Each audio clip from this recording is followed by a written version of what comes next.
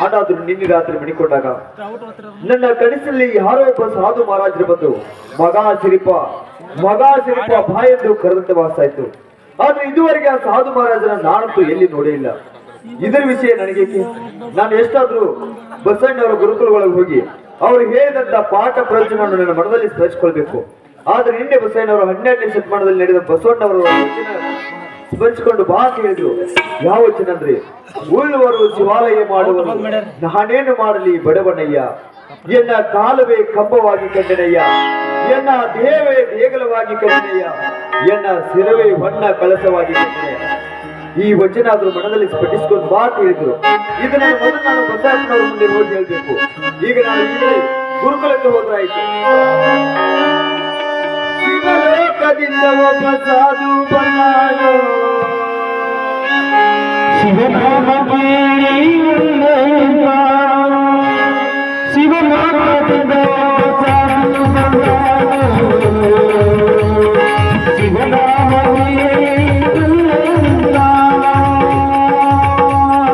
ಶಿವಲೋಕದಿಂದ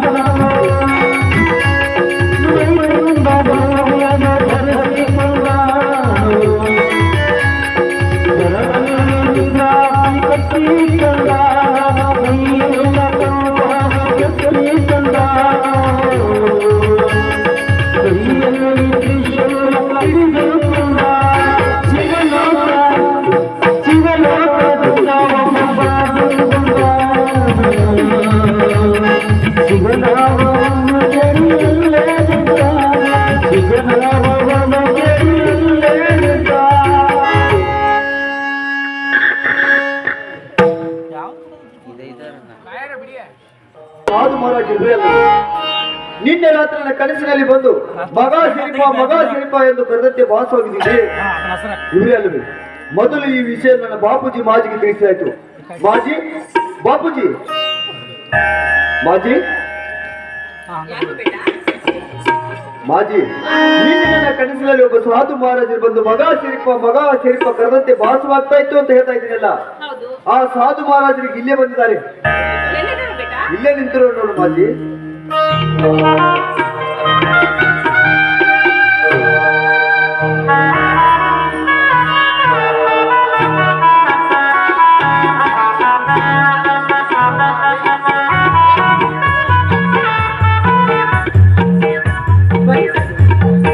ನನ್ನಪ್ಪ, ನೀವು ಬಂದದ್ದು ನನ್ನ ಮನಸ್ಸಿಗೆ ತುಂಬಾ ಸಂತೋಷ ಆಯ್ತು. ಯಾಕಂದ್ರೆ ಬಡವರ ಮನೆಗೆ ಬಾಕಿಯವರು ತಾನಾಗಿ ಬಂದಾಗ ಆ ಬಡವರಿಗೆ ಎಷ್ಟು ಸಂತೋಷ ಆಗ್ತಿದೆಯೋ ಅದಕ್ಕಿಂತ ಹೆಚ್ಚಿನ ಸಂತೋಷ ನನಗಾಗಿರುವುದು ತಂದೆ. ಬಡವರ ಮನೆಗೆ ಭಾಗ್ಯವೇ ತಾನಾಗಿ ಬಂದಾಗ ಬಡವರಿಗೆ ಆಗುವಷ್ಟು ಆನಂದ ನಿನಗಾಗ್ತಿರುವುದ? ಹೌದು ಗುರುದೇವ. ಹಿಂದೆ ನಿನಗ ಮನೆಗೆ ಬಂದಾಕ್ಷಣ ನಮಗೂ ಆನಂದ ಆಗ್ತಿರುವುದು. ಯಾಕಂದ್ರೆ ಅನ್ನ ಇಲ್ಲದೆ ತಿರುಗಾಡುವ ಒಬ್ಬ ಭಿಕ್ಷಕರಿಗೆ ಒಂದು ಹೊತ್ತು ಅನ್ನ ಸಿಕ್ಕು ಅವ ಉಂಡ ಹೇಗೆ ತೃಪ್ತಿ ಪಡೆಯುವನು? ಇಂದು ನಿನ್ನ ಮನೆಗೆ ಬಂದಾಕ್ಷಣ ಪಾರಮಾರ್ಥದ ಅಮೃತದ ಸವಿಯನ್ನು ಉಂಡು ಹೊಟ್ಟೆ ತುಂಬಿದಷ್ಟ ಆನಂದ ನಮಗಾಗುತ್ತಿದೆ.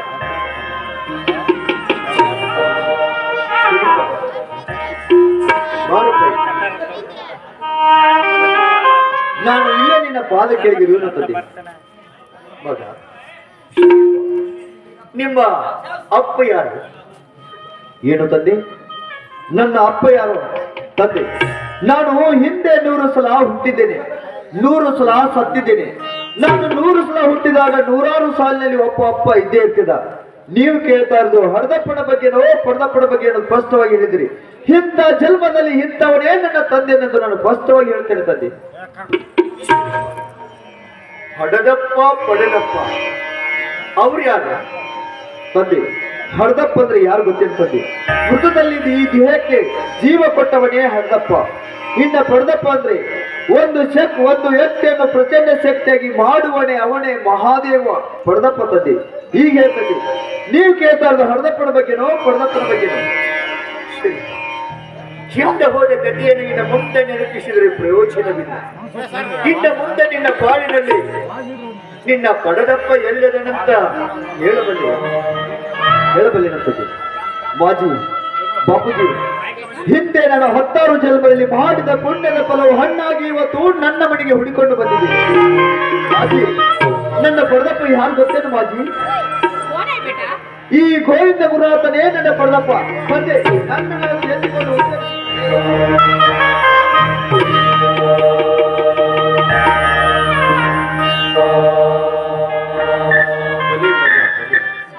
ನೀನೊಬ್ಬ ಸಿದ್ಧಿ ವಸ್ತುವಿಗೆ ದೇಹ ತೊಟ್ಟು ಮುಕ್ತಾತ್ಮನಾಗಲು ಗಲಿಗೆ ಬಿಳಿದ ಬಂದ ಅವತಾರ ಪುರುಷನಿಗೆ ಭೂಮಿ ಹದವಾದಾಗಲೇ ಅದನ್ನ ಹರಿಗೆ ಬೀಜ ಬಿಟ್ಟಿದ್ರೆ ಮುಂದೆ ಫಲ ಕೊಡುವುದಾದ. ಅದರಂತೆ ಮೊದಲನೇ ಭಿಕ್ಷ ನಿನ್ನ ಮನೆಯಲ್ಲೇ ಬೇಡಬೇಕೆನ್ನೋದು ತಾಯಿ ಆಜ್ಞೆ ಆಗಿಬಿಟ್ಟು ಮತ್ತೆ ಕೇಳಪ್ಪ, ಜೋಗಿನ ಒಡ್ಡುವೆನು ನೀಡಿ ಕಳಿಸಿಬಿಡಿ ನನ್ನ. ಅಲ್ಲ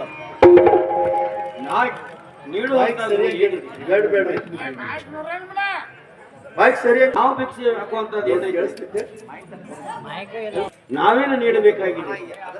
ನೀವ ಏನು ಬೇಕು ತೆಗೆದುಕೊಂಡು ಹೋಗ್ಬಿಡ್ರಿಪ್ಪ, ನೀವ ತೆಗೆದುಕೊಂಡು ಹೋಗ್ಬಿಡ್ರಿ. ನಾನು ನಿಮ್ಮ ಮನೆಯಲ್ಲಿ ಕೈ ಹಾಕಬೇಕ ನೋಡಿ. ನಾಡಾಗಿ ನಿಮ್ಮ ಮನೆಯಲ್ಲಿ ಕೈ ಹಾಕಿ ತೆಗೆದುಕೊಂಡು ಹೋದರೆ ಮುಂದೆ ನಿಮ್ಮ ಗಂಡ ಹೆಂಡರ ಬದುಕಿನಲ್ಲೂ ನಾ ಕಿತ್ತುಕೊಂಡು ಹೋದಂತೆ ಆಗುವುದು. ಹಾಗಾಗಬಾರದು. ನಾ ಕೇಳಿದ ವಸ್ತುವನ್ನು ಸತ್ಯವಾಗಿ ಭಗವಂತನ ಸಾಕ್ಷಿಯಾಗಿ ನನಗ ನೀಡಿ ಕಳಿಸುತ್ತೀವೆಂದು ಗಂಡ ಹೆಂಡರು ವಚನ ಕೊಡಬೇಕು. ನನಗ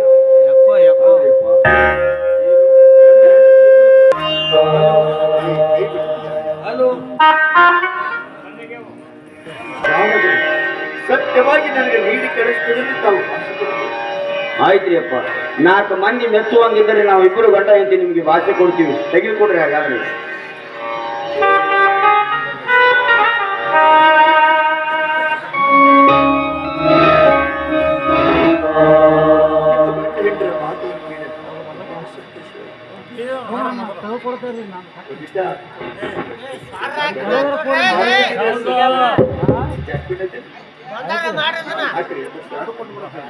ನಾನು ಕೇಳು ಭಿಕ್ಷೆ ಏನು? ಸತ್ಯವಾಗಿ ನೀಡಿ ನನ್ನ ಮಠಕ್ಕೆ ಕಳಿಸ್ತೀವೆಂದು ಗಂಡ ಹೆಂಡರು ಮಾತು ಕೊಟ್ಟರೆ ಅಂದ ಬಳಿಕ ಇವತ್ತು ನನಗೆ ನೀಡುವಂತ ಭಿಕ್ಷೆ ಯಾವುದು ಗೊತ್ತಾ? ಇವತ್ತು ನಿನ್ನ ಮಗನನ್ನು ನನ್ನ ಜೋರಿಯಲ್ಲಿ ನೀಡಿಬಿಡಿ.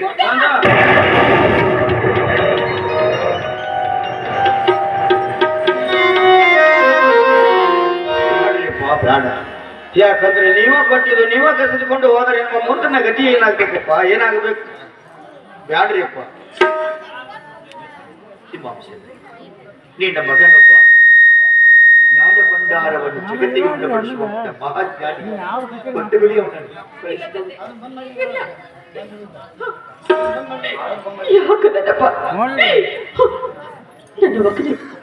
ನನ್ನ ಮಗನ ಕರೆದುಕೊಂಡು ಹೋಗ್ತದೆ ಅಂತ ಹೇಳ್ತಿದೆಯಲ್ಲ, ಬ್ಯಾಡುಗುರುದೇವ, ನಾವು ವಚನ ಕೊಟ್ಟಿದ್ದೇನೋ ನಿಜ. ಆದ್ರೆ ನಿಮ್ಮ ಮಠಕ್ಕೆ ಏನಾದ್ರೂ ಸಹಾಯ ಬೇಕು ಅಂತ ಆದ್ರೆ ನನ್ನ ಮಗನ ಕೊಡ್ತೀನಿ ಅಂತ ವಚನ ಕೊಟ್ಟಿಲ್ಲ ತಂದೆ. ದಯವಿಟ್ಟು ನನ್ನನ್ನು ಕ್ಷಮಿಸಿಬಿಡಿಯಪ್ಪ.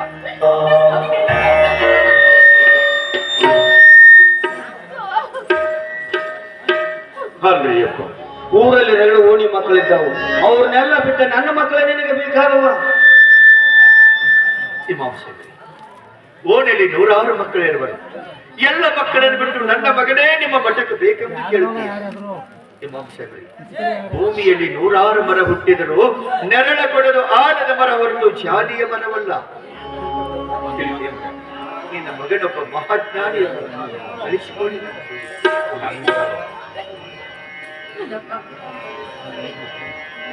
ಇಷ್ಟು ವರ್ಷ ಮಕ್ಕಳು ಮಕ್ಕಳು ಅಂತ ಅಲ್ವಿ, ತಾನೇ ಭಗವಂತ ಒಂದು ಮಗು ಕೊಟ್ಟಿದ್ದಾನೆ. ಹೀಗೆ ಸಂತೋಷವಾಗಿರುವಾಗ ಹೀಗೆ ಬಂದು ಕೇಳಿದ್ರೆ ಹೇಗೆ ಮಾಡ್ಬೇಕು ತಂದೆ? ನನ್ನಪ್ಪ, ನೀವು ಕರುಣಿಸಿದ ಬೀಜದ ಪತ್ರವನು ನೀವೇ ಚೂಡ್ತೀನಿ ಅಂದ್ರೆ ಇದು ಯಾವ ನ್ಯಾಯ ತಂದೆ? ಇದು ಯಾವ ನ್ಯಾಯಪ್ಪ? ಬೇಡ ನನ್ನಪ್ಪ, ನನ್ನ ಮಗನನ್ನು ನಿಮ್ಮ ಜೊತೆ ಕಳಿಸ್ತೀನಿ.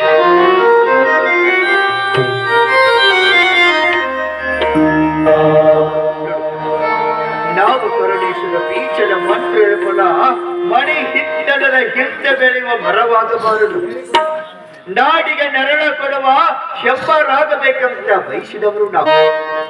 ತಾಯಿ, ನೀನು ಮಕ್ಕಳಿಲ್ಲದಾಗ 12 ದೇವರಿಗೆ ಹತ್ತು ಹೊತ್ತು 106 ದೇವರಿಗೆ ಮುಡುಪು ತಟ್ಟಿ ಭಗವಂತ ನನಗೆ ಮಕ್ಕಳು ಕೊಡ ಅಂತ ಪ್ರಾರ್ಥಿಸಿದೆಯಾ? ಓಡಿರುವ ಹೊಟ್ಟರ ಪಂಚಿ ಬಂದಳೆಂದು ಪಾಗಲ ಸಿಕ್ಕಿಕೊಳ್ಳುತ್ತಿದ್ದರು. ಕಣ್ಣೀರು ಹಾಕಿ ಮಗನ ಕರುಣಿಸಿದೆಯಾ? ಆದ್ರೆ ಸಂತ ಮಗ, ಜಗತ್ತಿನಲ್ಲಿ ನಿನ್ನಂತ ಎಷ್ಟೋ ಹೆಣ್ಣ ಮಕ್ಕಳಿಲ್ಲ ಎಂದು ಅತ್ತಿ ಮಾವರ ಗಂಡನ ನೆಮ್ಮದಿಗೆ ಕಾರಣಾಗಿ ಬಿಟ್ಟಿರುವರು. ಮಣಿಯಾಗಿರಬಾರದೆಂದು ಅತ್ತಿ ಹೊಡೆದಾಗ ಎಷ್ಟೋ ಹೆಣ್ಣ ಮಕ್ಕಳು ಹುಟ್ಟ ಸೀರಿಗೆ ಉರಿ ಹಚ್ಚಿಕೊಂಡು ಸತ್ತ ಹೋಗಿದ್ದಾರೆ. ಇನ್ನು ಎಷ್ಟೋ ಮಕ್ಕಳು ಆತ್ಮಹತ್ಯೆ ಮಾಡಿಕೊಂಡು ಬದುಕಿ ಸತ್ತಂತೆ ಜೀವನ ಮಾಡ್ತಿದ್ದಾರೆ. ನಿನ್ನ ಮಗ ಸ್ವಾಮಣ್ಯದ ಮಗನಲ್ಲ, ನಿಮ್ಮಂತ ತಾಯಿಗಳು ಕಣ್ಣೀರು ಒರೆಸುವ ಮಹಾನ ಭಾವ ಇವನು. ಕಳಿಸಿಕೊಡುವ ಕಣ್ಣೀರು ಒರೆಸೋಗೋಸ್ಕರ ನನ್ನ ಮಗನನ್ನೇ ಒಟ್ಟಿಗೆ ಕಳಿಸ್ಕೊಡು ಅಂತ ಹೇಳ್ತಿದ್ದೀನಪ್ಪ. ನನಗೆ ಅವನು ಒಬ್ಬನೇ ಮಗ, ಅವನನ್ನ ಬಿಟ್ಟು ಬದುಕುವ ಶಕ್ತಿ ನನಗಿಲ್ಲಪ್ಪ. ಬೇಡ, ನನ್ನ ಮಗನನ್ನು ಕಳಿಸು.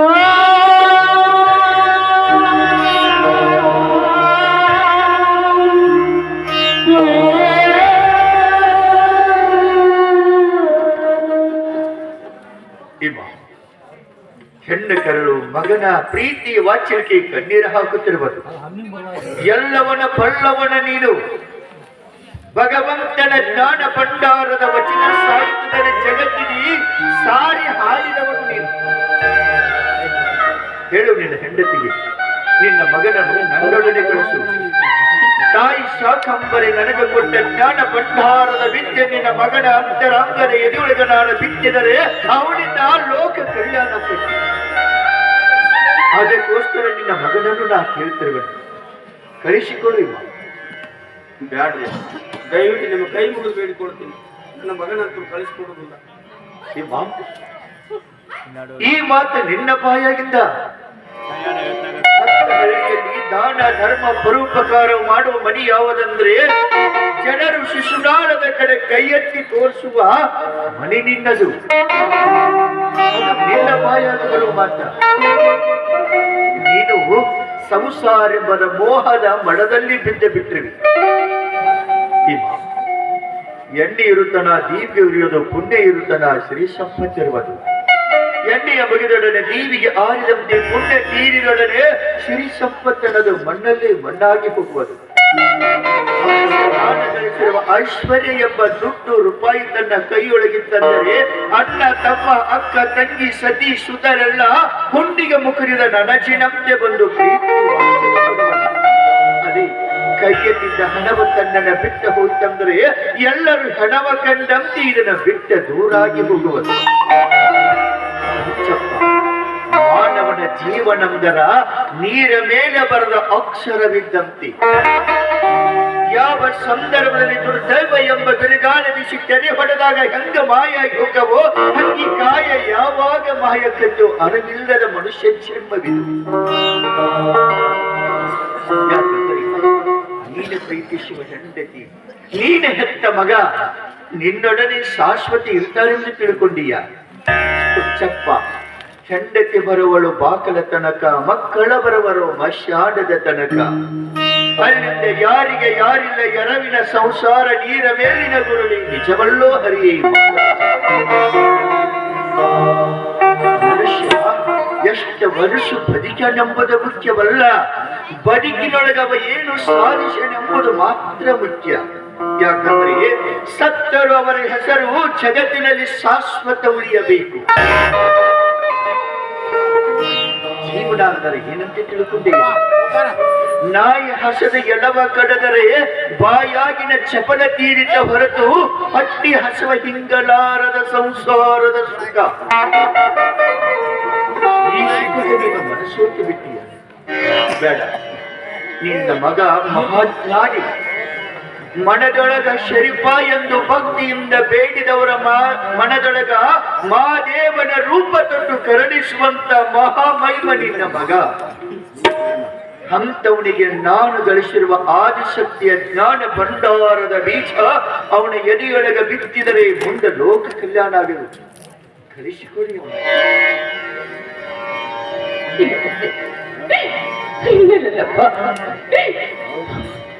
ಒಬ್ಬ ಮಕ್ಕಳು ಕಲ್ಲದೆ ಬಂದೆ ಚೆನ್ನಾಗಿ ನಡೆಸಿದ್ದು ಗೊತ್ತಿರುತ್ತದೆ. ನೀನು ಬಂದಿ ಗೋಟೆ ಅಂತ ನನ್ನನ್ನು ಬರೆದು ಹೋಗ್ತಿದ್ರು.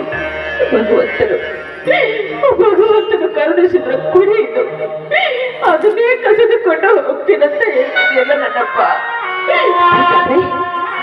ಬೇಕಾದ್ರೆ ನನ್ನ ಪ್ರಾಣ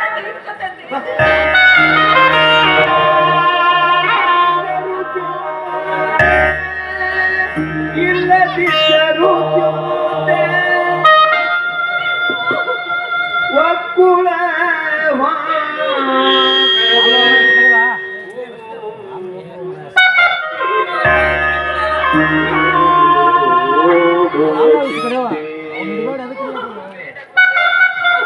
ಹಲೋ ಹಲೋ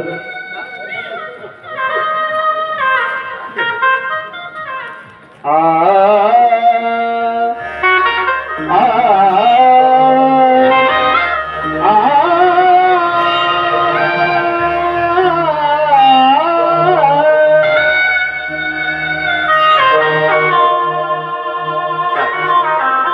ಸಂಸಾರದ ಸುಖದ ಮೋಹದ ಮಡುವಿನಲ್ಲಿ ಮಗ ಎಂಬ ಮಮಕಾರದಿಂದ ಮೋಹಿಸಿ ಕಣ್ಣಳ ನೀರ ಹರಿಯುತ್ತಿರುವುದು.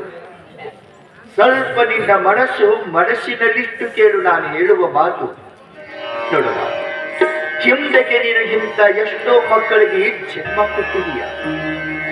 ಸತ್ಯ ಸಮದಷ್ಟು ಎದಿಹಾದ ಉಳಿಸಿ ಮಕ್ಕಳು ಆಡಲಿ ಅಂತ ಅಂಗಳದ ಆಡಕ ಬಿಟ್ಟಿದೀಯ. ಅವರು ಬೆಳೆದು ದೊಡ್ಡವರಾದ ಬಳಿ ನೀನು ಸತ್ತ ಬಳಿಕ ನಮ್ಮ ತಾಯಿ ಸತ್ತಳೆಂದು ನಿನ್ನ ಸಂಗಡ ಒಬ್ಬರಾದರೂ ಎದ್ದ ಬಂದರಿದವು.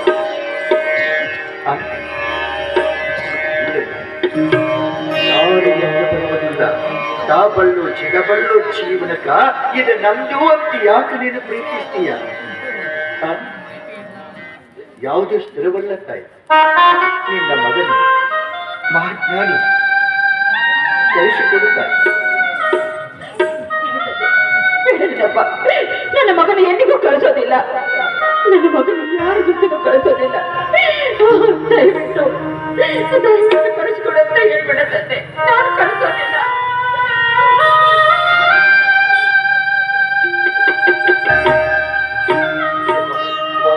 ನಿನ್ನ ಮಗನ ನೊಂದವರ ಮನೆಯೊಳಗ ನೆಮ್ಮದಿಯಿಂದ ಕುಂತು ಎಂದ ಊಟ ಮಾಡ್ತು ಅಂದಿಗೆ ಬಡತನ ದೊರಕತಿ. ನಿನ್ನಂತ ನೂರಾರ ತಾಯಿಂದರಿಗೆ ಮಕ್ಕಳಾಗುವ ಸೌಭಾಗ್ಯ ಅವನಲ್ಲಿ ಐತಿ. ಪ್ರೀತಿಸ್ತೀಯ? ಮಗನಂಬ ಮಣ್ಣಿನ ಗುಂಡಿಗೆ ಕಣ್ಣೀರು ಹಾಕಬೇಡ. ನೋಡು, ಇಷ್ಟು ಹೇಳಿದ್ರು ಕೂಡ ಮಗನಂಬ ಮೋಹದ ಕತ್ತಲಲ್ಲಿ ಬಿದ್ದವರ ದೀಪ ಹಚ್ಚಲು ನಾಗ. ನೋಡು, ಇದುವರೆಗೆ ನಾನು ಯಾರ ಮನೆ ಮುಂದೆ ದಹಿ ಎಂದು ನಿಂತು ಭಿಕ್ಷೆ ಬೇಡಿಲ್ಲ. ಬೇಡುವ ಸ್ವಭಾವವೂ ನಮ್ಮದಲ್ಲ. ಇದು ಜಾಯಮಾನಕ್ಕೂ ಒಪ್ಪುವುದು ಅಲ್ಲ. ನಾನು ಬೇಡುತ್ತಿರುವುದು ತಾಯಿ ಶಾಕಂಬರಿ ಶಂಕರಿ ತಾಯಿ. ಜ್ಞಾನ ಭಂಡಾರನು ನಿನ್ನ ಮಗನ ಅಂತರಾಂಗದಲ್ಲಿ ಬಿತ್ತಬೇಕೆಂದು ಆಶೆ ಪಟ್ಟಿದೆ. ನಿಮ್ಮೆಲ್ಲರಿಗೆ ಆದಿಶಕ್ತಿ ನಡೆಸಿ ಮಾಡಿ.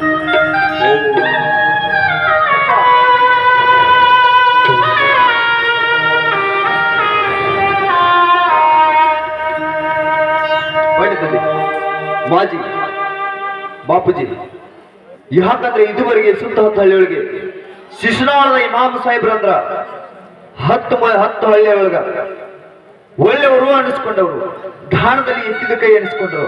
ಅದು ಅಲ್ಲದೆ ಈಗ ಗೋವಿಂದ ಗುರುನಾಥನ ಮನೆ ಮುಂದೆ ದಹಿ ಭಿಕ್ಷಾಮೆ ಅಂತ ಮನೆ ಒಳಗ ಭಿಕ್ಷೆ ಬೇಡಿದಾಗ ನೀವು ಬೇಡದನ್ನ ಕೊಟ್ಟು ಕಳಿಸ್ತೀವಿ ಅಂತ ಅವ್ರಿಗೆ ಭಾಷೆ ಕೊಟ್ಟಿದ್ದೀರಿ. ಕೊಟ್ಟ ಬಾಧ್ಯವನ್ನು ತಪ್ಪಿ ನಡಿಬರ ವಚನ ಭ್ರಷ್ಟರಾಗುವ ಬೇಡ ಬಾಪೂಜಿ.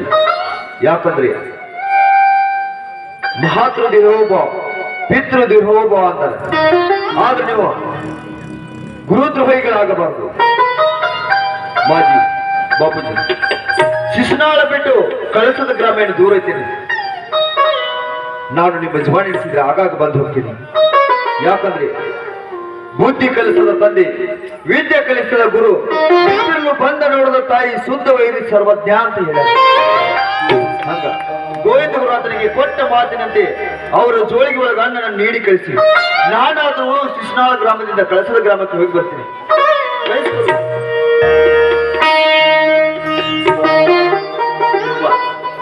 ಶರೀಫೈಗೆ ಒಳಗ ಹದಗೊಂಡಾಣ. ಇಂಥ ಸಂದರ್ಭದಾಗ ನಾವು ಬೆಣ್ಣ ಕಟ್ಟಿ ಆಶೀರ್ವಾದ ಮಾಡಿದ್ರ ಅವು ಮುಂದ ಹಾರು ಹಕ್ಯಕಣ. ಗುಬ್ಬಿ ಗುಟಕ ತಿನ್ನುವವರಿಗೆ ಮಾತ್ರ ಗೂಡೊಳಗಿದ್ದರೆ ಚಂದ. ರೆಕ್ಕೆ ಬಂದ ಬಳಿಕ ಮನ ಬಂದ ಮರದಲ್ಲಿ ಗೂಡ ಕಟ್ಟಿ ಜೀವನ ಮಾಡಬೇಕು. ಇದು ಕಾಡ ಹಕ್ಕಿ ಆಗಬೇಕು ಹೊರತು ನಾಡ ಹಕ್ಕಿ ಆಗಬಾರದು. ಶರೀಫನ ಕಾಲ ಬುದ್ಧಿ ಮೇಲಿದ್ರ ತಲೆ ಆಕಾಶದಲ್ಲಿ ಹಾರಾಡುವಂತ ಮಹಾಜ್ಞಾನಿ ಇವನು. ಅಂತವನ ಪ್ರೀತಿ ಎಂಬ ಅಪ್ಪಿ ಒಳಗೆ ಇಟ್ಕೋಬೇಕತ್ತೀಯ. ಕಾಡಲ್ಲಿ ಹಾರುವ ಈ ಮರಿ ತಂದು ಬಂಗಾರದ ಪಿಂಜರ ಕಟ್ಟಿಸಿ ಅದಕ್ಕೆ ಮುಷ್ಟನ್ನ ಊಟ ಮಾಡಿಸಿದ್ರು ಅದು ಬಂಧನ ಆಗುತ್ತೆ ಹೊರತು ಬಿಡುಗಡೆ ಆಗುವುದಿಲ್ಲ. ನಿನ್ನ ಮಗನು ಹಾಡುವ ಹಕ್ಕಿ, ಇದು ಕಾಡ ಹಕ್ಕಿ ಆಗಬೇಕು.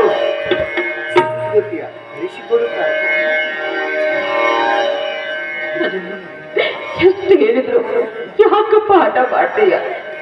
ಈ ಹಾಡಿದ ಕರಳಿನ ಹೆಂಗ ಕೇಳಿಸ್ಬೇಕಪ್ಪ.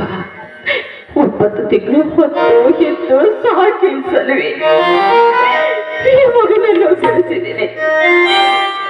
ಅಂತ ಎತ್ತ ತಾಯಿ ನಿನಗೆ ಹೆಂಗ ಅರ್ಥ ಆಗ್ಬೇಕಪ್ಪ? ಹೆಂಗ ಅರ್ಥ ಆಗ್ಬೇಕು? ಬೇಡ, ನನ್ನ ಮಗನ ಎಲ್ಲಿಗೂ ಕರ್ಕೊಂಡು ಹೋಗ್ಬೇಡಪ್ಪ. ಅವನು ಬಿಟ್ಟು ಬದುಕೋ ಶಕ್ತಿ ನನಗಿಲ್ಲ.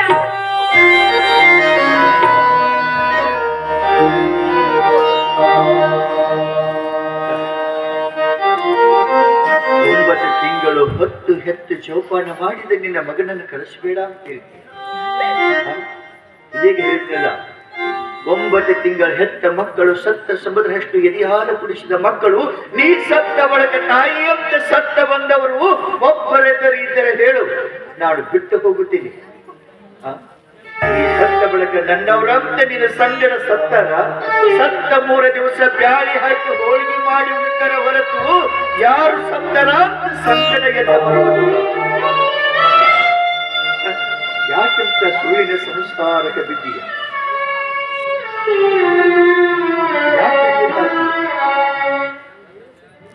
ನನ್ನಪ್ಪ ಏನಂದ್ರೆ ಸತ್ತ ಬಳಿಕ ಯಾರು ನಿನ್ನ ಜೊತೆ ಬಂದಿಲ್ಲ, ಬರೋದೂ ಇಲ್ಲಪ್ಪ. ನೀನು ಹೇಳುದು ನಿಜನಪ್ಪ, ನಿಜ. ತಾಯಿ ಮಮಕಾರಾದಾಗ ನನ್ನ ಕಣ್ಣ ಕುರುಡಾಗ್ಬಿಟ್ಟಿದ್ದಪ್ಪ. ಮಗನ ಪ್ರೀತಿಯಾಗ ಆದ್ರೆ ಮತ್ತೆ ಜಗತ್ತನೇ ಇಲ್ಲ ಅಂತ ತಿಳಿದುಕೊಂಡಿದ್ದೀನಿ ನಾನು. ಆದ್ರೆ ನೋಡಪ್ಪ, ಈಗ ನನ್ನ ಕಣ್ಣು ತೆರೆಸ್ಬಿಟ್ಟಿಯಪ್ಪ. ಈ ನನ್ನ ಮಗ ನನಗೊಬ್ಬರಿಗೆ ಮಗ ಆಗ್ಬಾರ್ದು, ಒಬ್ಬರಿಗೆ ಮಗ ಆಗ್ಬಾರ್ದು. ಜಗತ್ತಿನಲ್ಲಿ ಎಷ್ಟೋ ತಾಯಿ ತಿರುತ್ತಾರೆ, ಅವ್ರು ಕಣ್ಣೀರೋಸು ಮಗ ಆಗ್ಬೇಕು. ಹೌದು ನನ್ನಪ್ಪ, ಇದು ನನಗೆ ಅರ್ಥನೇ ಆಗಿದ್ದಿಲ್ಲ. ಭಗವಂತ ತಪ್ಪಾಗಿ ಮಾತಾಡಿದ್ರೆ ನನ್ನ ಕ್ಷಮೆ ಇರ್ಲಿಯಪ್ಪ. ನನ್ನ ಮಗನ ನಿನ್ನ ಜೊತೆ ಕಳಿಸ್ಕೊಡ್ತೀನಿ ಗುರುದೇವ.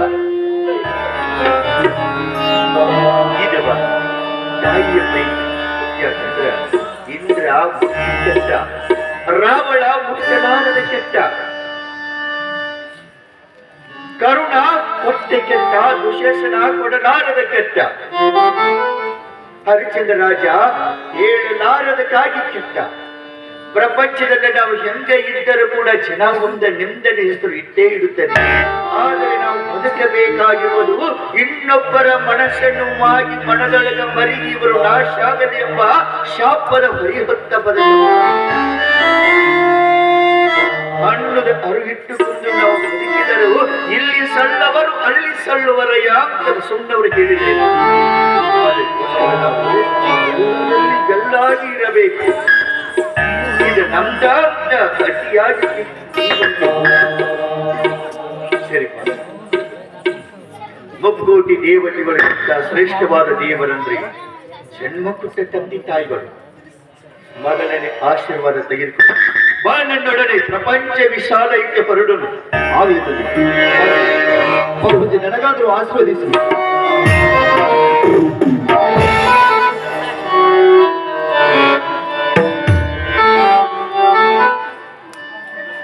ಶರಿಪ, ಗುರುಗಳ ಜೊತೆ ಹೋಗುವೇನಪ್ಪ? ಹೋಗಿಬೇಕಂತ ಹೊತ್ತು ನಿಂತು ಪಾದ ಸೇವೆ ಮಾಡಿದ್ರು. ಅವ್ರೇನು ಹೇಳ್ತಾರೆ ಅದನ್ನ ಕೇಳಿಸಿ ಬಂದ. ಅವ್ರಿಗೆ ಎದುರು ಕೊಡ್ಬೇಡಕ್ಕಂತ ಹೋಗಿ ಬರ್ತೀಯೇನೋ? ಹೋಗಿ ಬಾ ಶರೀಫ ಕಂದ, ಹೋಗಿ ಬಾ ಕಂದ, ಹೋಗಿ ಬಾ ಕಂದ, ಜಡ ಜಡ ಗಮನಿ, ಜಡ ಜಡ ಗಮನಿ.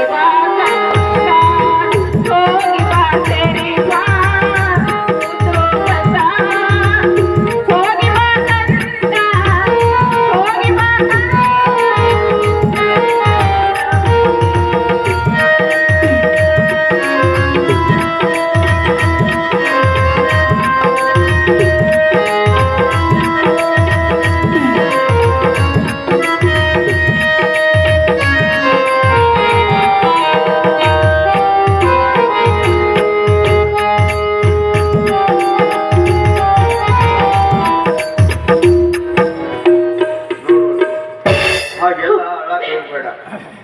ಶಿಶಿನಾಳ ಇಲ್ಲೇ ಇದೆ, ಅಲ್ಲಿ ಆಗಾಗ ಹೋಗಿ ಬರ್ಲಾಕ ಬರ್ತೈತಿ. ಯಾಕೆ ಚಿಂತೆ ಮಾಡ್ತಾ ಇದ್ಯಾ? ಅಲ್ರಿ ಶಿಶುನಾಗ ನಾವಿದ್ದೀವಿ, ಶಿಶುನಾಳ ಇಲ್ಲೇ ಇರ್ಲಿ ಮತ್ತೆ ಹೋಗದ್ರಿ ಕಳಸ ಇಲ್ಲೇ ಅಂತ ಹೇಳಿ ಕರ್ಸಲ್ ಗ್ರಾಮನ ಇಲ್ಲೇ ಐತಲ್ಲ, ಅದಕ್ಕೆ ಯಾಕೆ ಇದು ಮಾಡ್ತೀಯ ಅಂತ ಹೇಳ್ತೀನಿ. ಯಾಕೆ ಇದು ಮಾಡ್ತಿದ್ರ?